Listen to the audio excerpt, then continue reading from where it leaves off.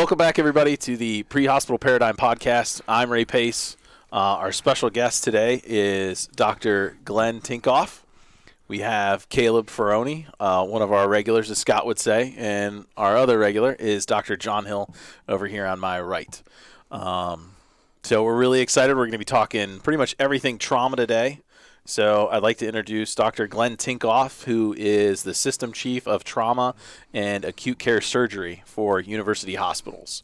Thank you for the invitation. I appreciate it. Yeah, so Doc, we greatly appreciate you being here. And we're going to talk pretty much everything trauma, surgery, ACS. Those are types of things that we want to talk about today. But the first thing we want to ask is why surgery? And why trauma critical care? What kind of led you to choose that career path, if you will? Like a lot of people who start in the field of medicine, I was an EMT when I was in college. Really? Yeah, Okay. At Williamstown, where I was in college at Williams College, and one of the things is basic EMT, and I used to, I was pre-med, and thought that would be a good idea.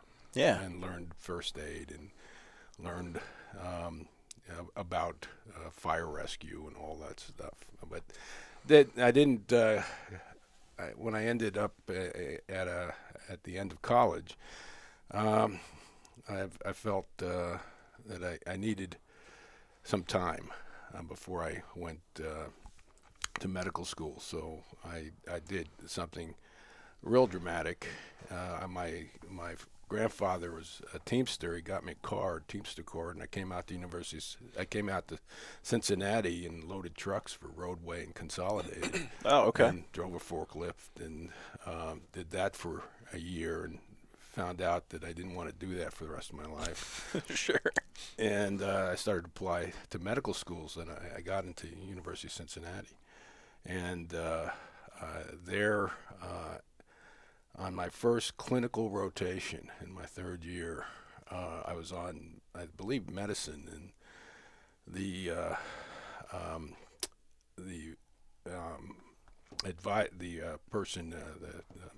mentor there immediately pegged me, and he said, "You're a surgeon." And I hadn't been on a surgical rotation. Really? But Okay. the minute I was on a surgical rotation, I knew I was a surgeon. Now, this was before, and John, you'd like to know this was before emergency medicine was a real discipline. Yeah. This was in the early mid-1980s. And it's important to recognize that it was a fairly young field. Most emergency medicine physicians at that time, or ED physicians, were not real well versed in emergency medicine. Yeah, I mean, our specialty is very young. We're 45 years old at this point. Yeah, as is trauma care, by the way.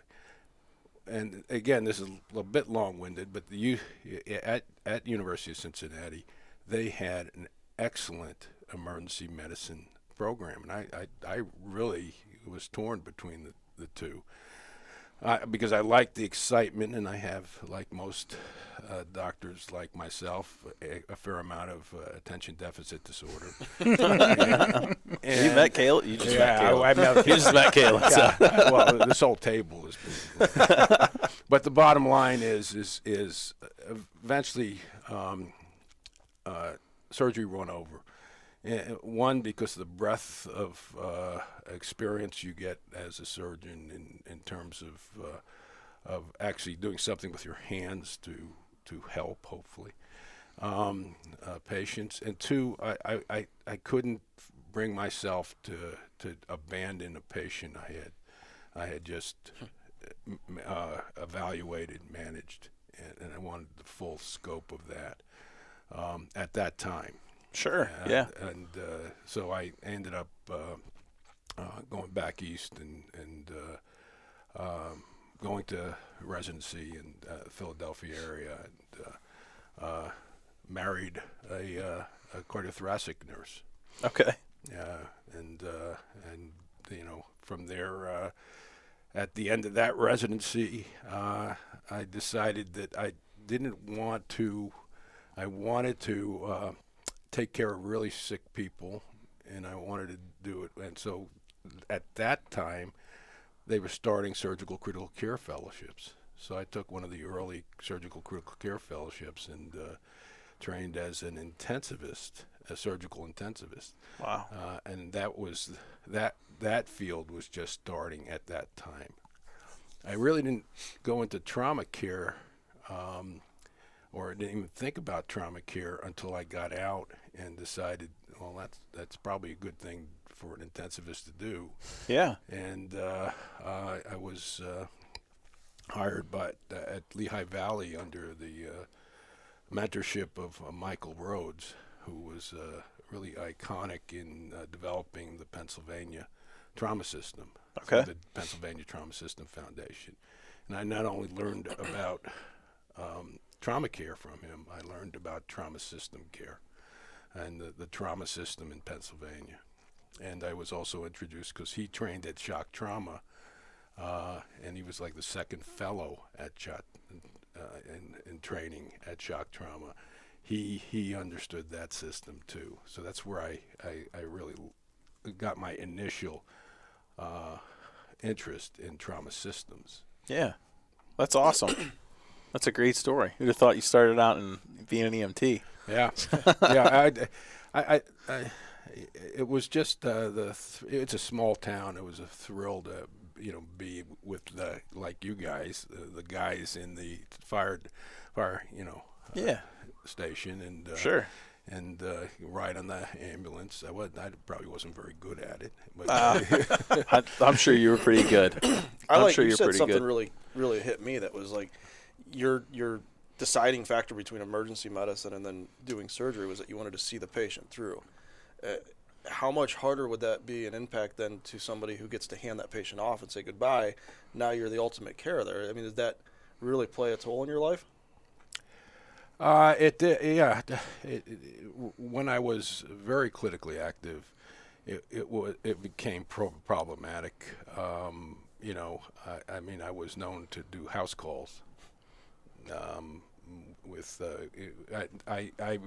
I was kind of in Delaware. I was kind of the surgeon of last resort, and I'd take care of patients that others wouldn't. So. Wow. But that was, that did take that kind of practice is a difficult practice. Yeah, emotionally, physically, that's a lot on you. Yeah, sure. There's always one surgeon that's the surgeon of last resort. I had one in my training program when he would take every less than ideal surgical candidate, but he thought that was the right thing to do, explain the risks to the patients of it. But you need to have that doc that's going to be that surgeon of last resort to give them the last option that they have. Yeah, and I specialized in nutritional support and took care of most of the short bowel syndrome patients in the state of Delaware. That was my clinical practice as well. Open abdomens and large hernia surgery at the time. That was my practice in Delaware, but I was also the trauma medical director at that time, and then became vice chairman. I teach the paramedic program, and one of my biggest points is patient advocacy, and that's part of it. It's like to see that through to the end is amazing to me. Yeah, we never get that luxury. It's one of the things I've always tried to bring to EMS is an understanding that trauma centers do not provide a comprehensive care. All right, we do not. We certainly do not. We do not recover or manage the patient during their recovery, and that's probably one of the things I miss the most about what I did and what I was able to do in Delaware with the practice is that we would. We had our clinic, and our patients, even our trauma patients generally stayed with us unless they had isolated orthopedic injuries. you know, the acute care surgical population. And that's how I built my practice around, as that, and as my partners did. You know, as they came on board. But I only started with 2 of us at the time. Huh.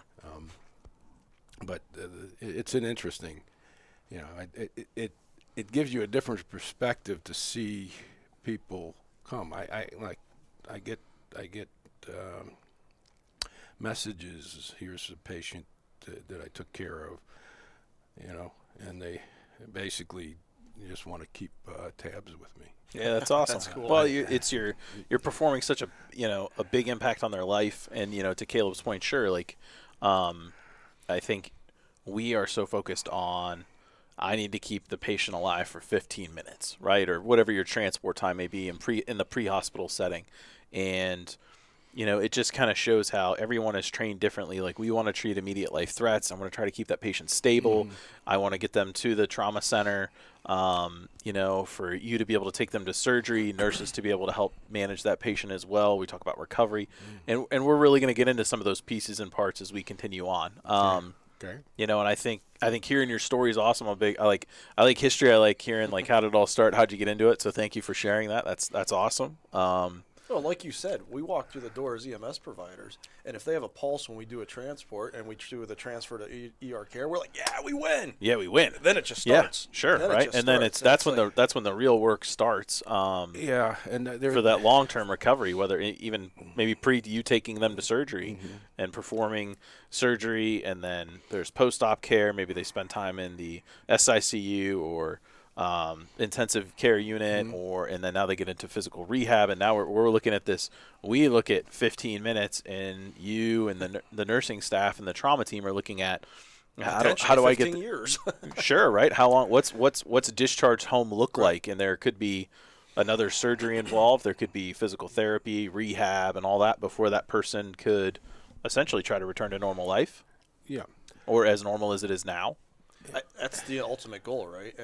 And just recently we started teaching that in our curriculum, that even AHA has brought that about, that like to return them to where they were before they called 911 is our goal.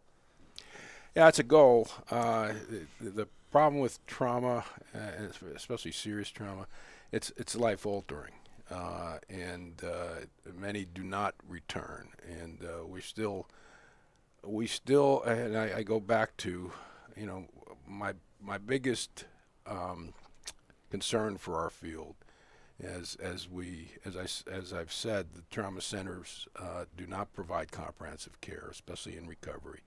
And recovery means a whole lot more to the family and for the patient and the family relative to just that point, is getting back to a normal life. What's normal for them?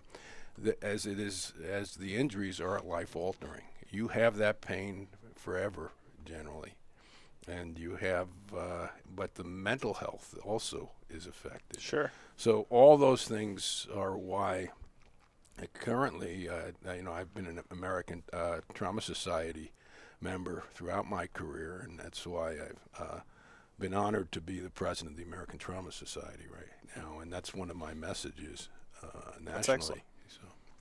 That is awesome. All right, so we're going to talk a little bit about adult versus pediatric trauma centers. I think sometimes there's a little bit confusion. I think in our hospital system, we do a great job in partnering with trauma. We talked a lot about this off camera before we started recording. The UH's trauma system in itself, plus the EMS Institute here, we're blessed in Ohio because some of our listeners are not from Ohio, or maybe not even from the United States. We're blessed to have that great partnership between EMS and our time critical medicine trauma, our trauma branch, of our system. And I think we do a good job in educating adult trauma centers versus pediatric trauma centers, whereas I think sometimes people just need a refresher. Just because it says trauma center on the front of the building doesn't mean I could take a 6-year-old there. There's adult level 1 trauma centers and there's pediatric level 1 trauma centers, and we're pretty blessed in Northeast Ohio to have. Saturated. Yeah, we are, compared to other. You go across the country, it's completely different. We're very lucky in our area to have not only an adult level 1 at University Hospitals downtown Cleveland, but also Rainbow Babies and Children's as a pediatric level 1 downtown. And then even there's 3 pediatric hospitals in northeastern Ohio. Yeah. Rainbow Babies being level 1. I believe Metro's a level 2. And then Akron Children's in Akron is, I think, now a level 1. Yes, it is. So all excellent programs. Yeah. Yes, there's great variability in that age range across the. No, I shouldn't say great variability, but there's variability in 15 or 16. But the American College of Surgeons recognizes the pediatric age group up to 15. Ohio is up to 16. The problem is that late adolescents are really in terms of injury often need the resources of children's hospitals, pediatric hospitals, and the pediatric trauma center.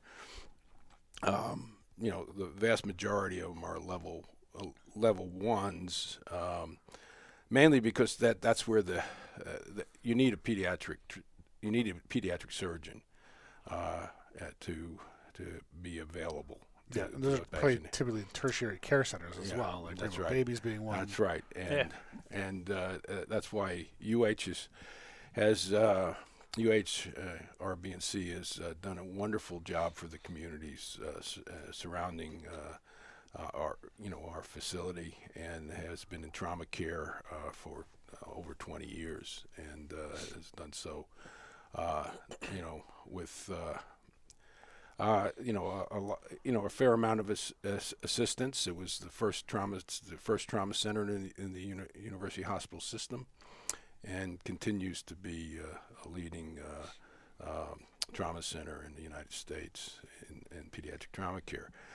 The irony is just down the hall when the Cleveland Medical Center became a trauma center.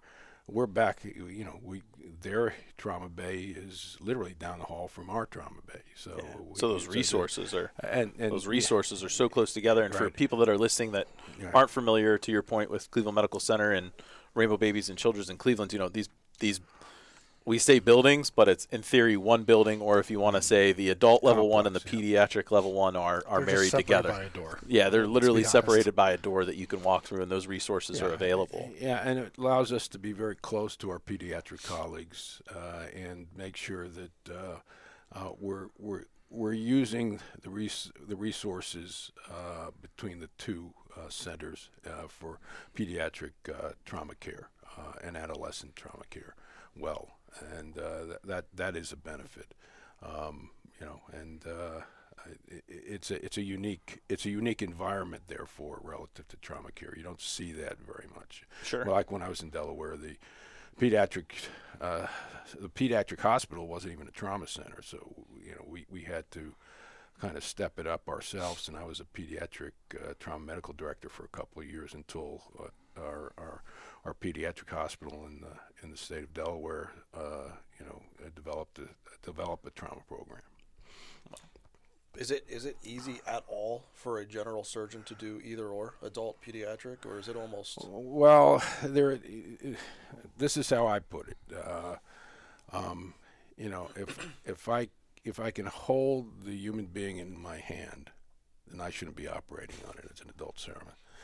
But if they're 40 kilos or more, and that torso, the torso is pretty much the same, then operative management by an adult surgeon is probably reasonable, especially in small communities all over the United States. They're doing appendectomies on 10-year-olds and other surgical interventions. We're not talking about complex cases. Sure.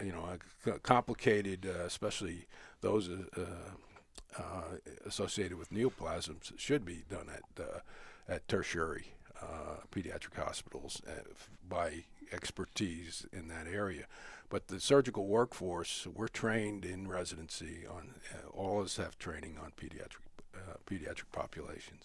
Now, I think one of the things Ray will point out is that there's different levels of trauma care in Ohio, specifically trauma level 1, 2, 3. I mean, Geauga Hospital up the street is a trauma 3.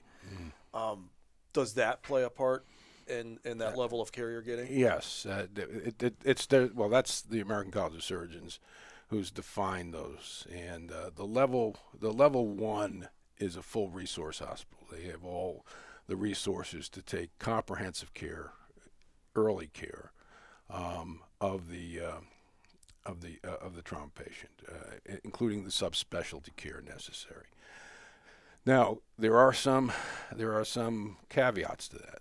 We're not talking about burns. Generally, burn centers have a separate accreditation, though trauma centers can generally do take smaller burns that don't need transfer, especially if they don't have a burn center readily available to them. Sure.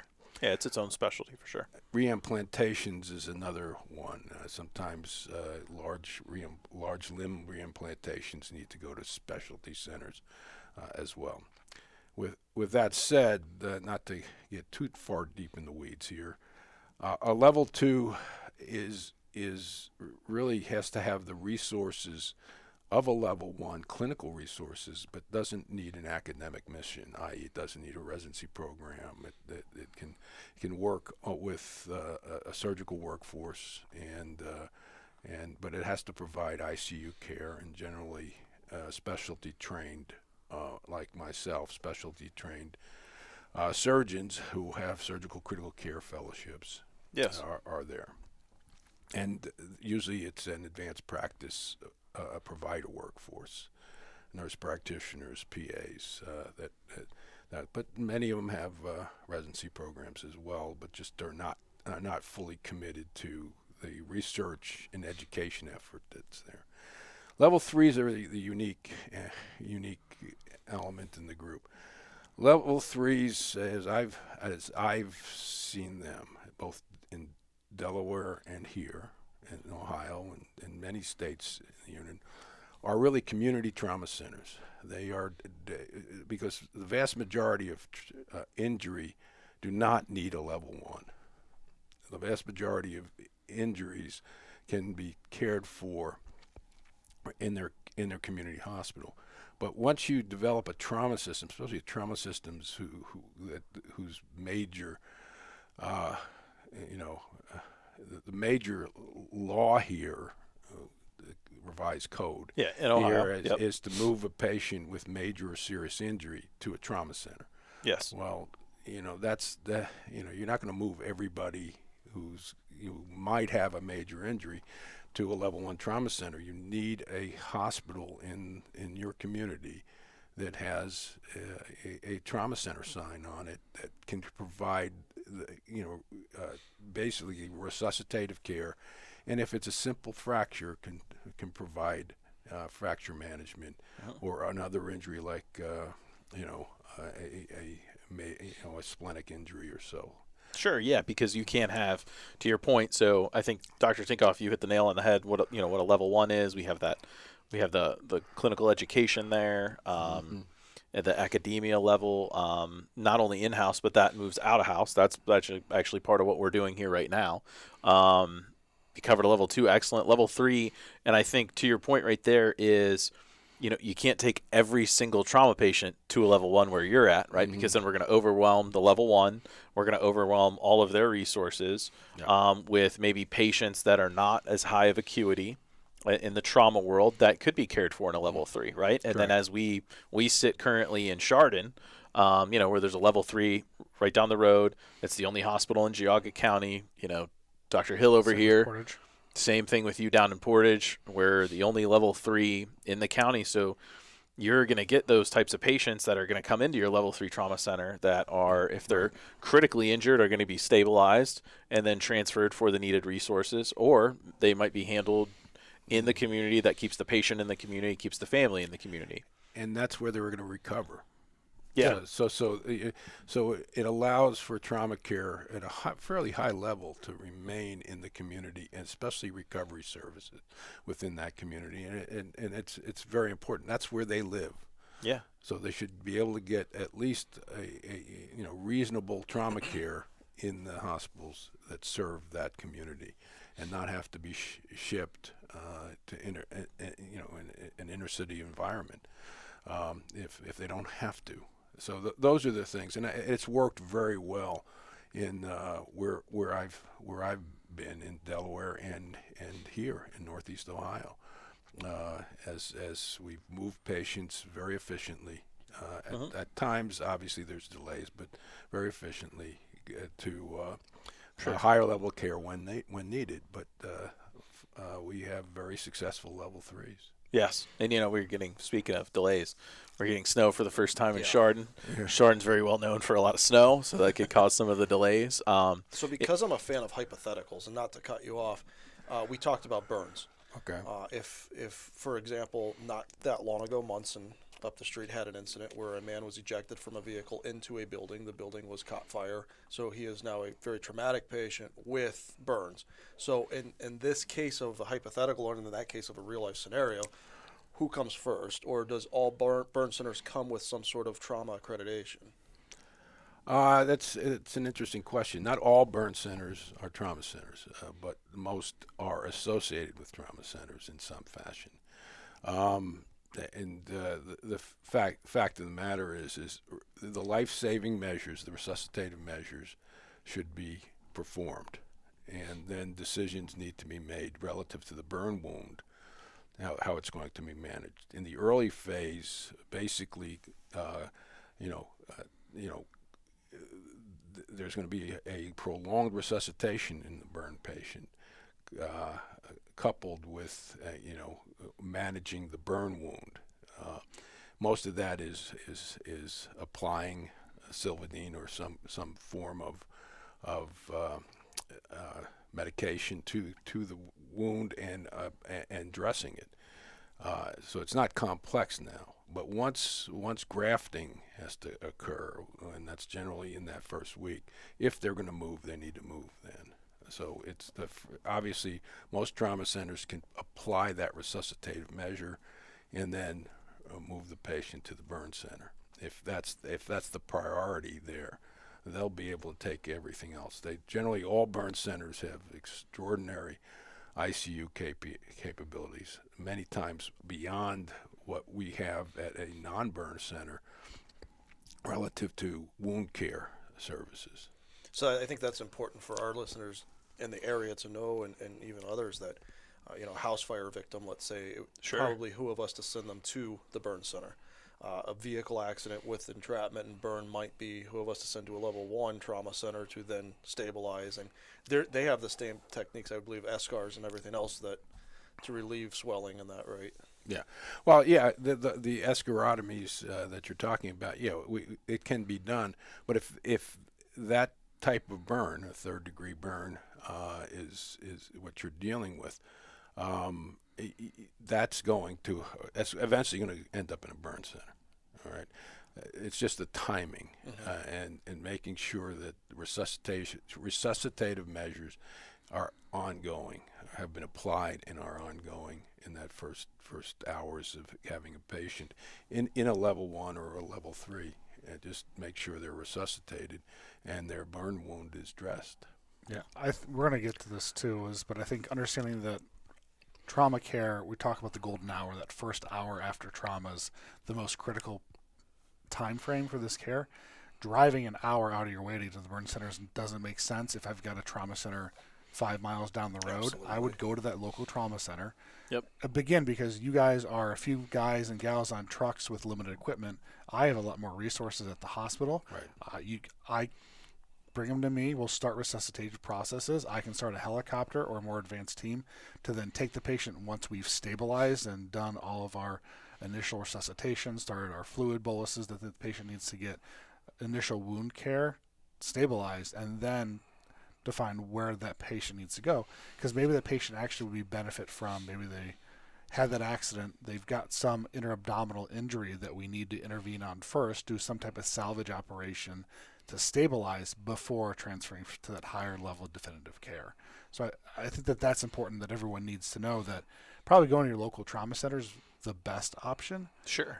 For me, because I operate with EMS agencies that kind of sit between me as a level 3 and then 2 level 1s down the street. So for them, I say, if this is a isolated orthopedic injury and they want to stay in Portage County, yeah, bring them to me. But if it's high-speed motor vehicle collision, they're unconscious, GCS is altered, and you have concern for an intracranial injury, that would probably be better served at the level 1. And that's where my line is I don't have neurocritical care services, neurosurgery at my level 1, and most at my level 3. Most level 3s don't unless they have that level 3N certification, which is getting really into the weeds of ACSs, how they do their leveling. But level 1s and level 2s have neurosurgery care, and so that's the patients that I kind of distinguish with my squads of like your typical bread and butter blunt force trauma accidents, stable, maybe they have a bone fracture or MVC, but they're conscious, they're not really that bad of an accident, because as you guys know and we know, like vehicles now crumble around us and they really protect those soft, squishy people on the inside, and the car has this huge amount of damage, but the high value occupants are really protected by that vehicle, and that's great for them, and they can come into us and we're going to rule out the cardiac contusions, lung contusions, visceral injuries.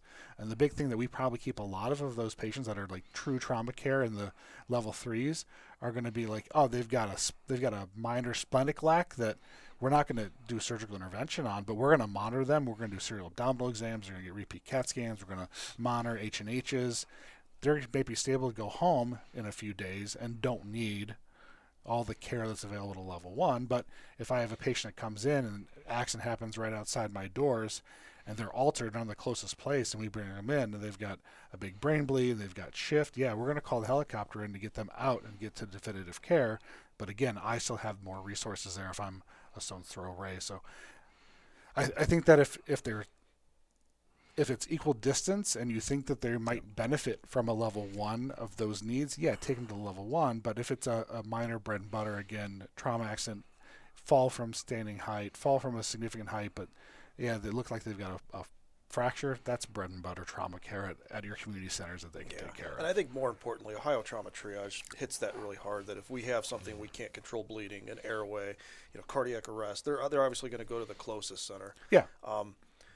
I heard you say something that I usually go in battle with, is that golden hour rule, and to me that seems like that was a publicity stunt back in the day of a sales to the trauma center. Yeah.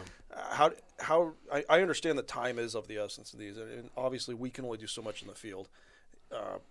Overwhelming you with one trauma patient may put you at your knees when a trauma center one might not. So I mean, we need to make sure we stagger our resources appropriately. If we're talking about mass casualty, but I mean, honestly, if let's say there's a mass casualty, because I'm involved a lot in that with reference our October 2023 podcast. But I mean, all of us, we train at large centers, so we know the capabilities of these tertiary care centers. And honestly, if I get that call, I've got a mass casualty, how many patients can you take? I'm saying 4, and I know where I train, they're gonna lead with 4. Yeah. We know we're gonna get more than that, but I have less resources, less staffing. I'm still going to say I can take 4 because I'm going to say how many providers do I have right here, and I'll go +1 because I'm also adding a trauma surgeon coming in to help me out. So I have 1 plus from a staff. Like it's going to be how many providers do I have coming available? That's how many patients I can take. And what's your thoughts on the golden hour rule? Kind of what your thoughts are. It was really a way to frame that. There was really a platinum 4 minutes for airway, and if you don't have an airway, you're going to start to lose brain cells, and eventually death. Is that what happened to me? Yeah. He was 3.5 minutes. And you just talked about that, and you just talked about bleeding. Obviously, you don't have an hour to bleed out. So those things are in a very short time frame and need to be addressed. And in fact, they're being addressed by the change in ATLS principles and PHDLS principles of tourniquets returning. Yeah. And putting pressure on hemorrhaging sites. And, And we're even teaching tourniquets and hemorrhage control Layman. to stop the bleed is great to the public. to the public, and then Teachers, even bus drivers, all those people, and law enforcement. It's fantastic. But there's also kind of a copper 4 hours for subdural bleed, which you were describing, where you have some time, but you don't have a whole lot of time. But you're absolutely right. You have to get that patient to a place where there's neurosurgical resources, and if you're stuck. Again, time is neuron. The time and lack of oxygen, you'll start to lose neurons. Kind of with like leveling of everything is, and especially in Northeast Ohio, and Dr. Tinkoff can correct me if I'm wrong, the only place that does reattachments in Northeast Ohio is Metro. Is that correct? There, of those levels, yes. Yeah. So that's the other thing to consider. If you're, let's say you're stuck in between Cleveland Medical Center and Metro, and you've got a hand that's come off, we're going to try to reattach it as best we can. Would probably be better served at Metro. But if that happens on the east side here at Munson, go to your local trauma center. Let them, have us prep everything, stabilize the patient, call in the helicopter, and we know where that patient's going to go. We're going to make all those phone calls. It's interesting. I didn't know that. Does that go for both adult and pediatric? Yes, I don't think anywhere else does reattachments here in Northeast Ohio. Yeah, it's evolving because there's been change in. Generally, it's in the field of plastic surgery, and it depends on the skill sets of those plastic surgeons. To my knowledge, at this time, that is correct. That's one of the benefits of the Northern Ohio trauma system, is it which is really an interesting organization. It's an OCA, an Organized Healthcare Agreement amongst the three major entities, these three large corporate entities. University Hospitals, Cleveland Clinic Foundation, and Metro Health in terms of trauma care and managing it. It also has Southwest General in the mix. But the bottom line is it's an organization that allows for not only sharing educational resources, but also sharing clinical resources and recognizing that. And to my knowledge, that's still the case, is that Metro has those resources for reimplantation. There are a single digit or of a hand, UH does have that resource. So yeah, that's good. That's a good add. Yeah. But understand, you lose an arm, we're going to try to reattach that. You lose a hand, we're going to try to reattach that. Now, heads, unfortunately, we've been unsuccessful, as you can exhibit. Fingers we might try to reattach, but if it's a portion of the digit, probably unlikely. But it's worth that conversation to have. And it depends on what type of the injury was, how clean it is. Well, what's the other part look like too? Correct. And how was that prepared and saved? Probably the most important is your thumb. Correct. All right, the apposition. So that makes the hand work. So. But that's not my expertise. Sure. But from a field standpoint, if the part is there, ice it down, get it to us, and make the decision, in the trauma bay. Yeah, and since we're talking about it, clean off any dirt. Saline soaked gauze around the whatever got amputated, put that in a bag, and then put that bag in ice. Right. So you want to separate. You don't want to have the ice directly next to to whatever got amputated, and then bring that to us, and we'll go from there.